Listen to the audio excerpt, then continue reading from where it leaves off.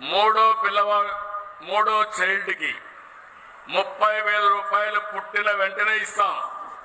4వ చైల్డ్కి 40,000 రూపాయలు ఇస్తాం. ఒక పిల్లల డాక్టర్గా, పిల్లల గురించి ఆలోచించే మనిషిగా చెప్తున్నాను.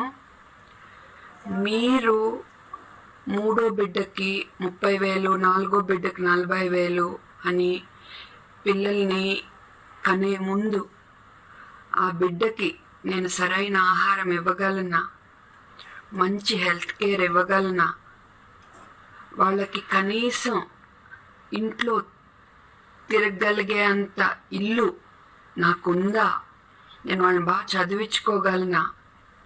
ఈ 30,000 ఎన్ని రోజుల్లో అయిపోతాయి.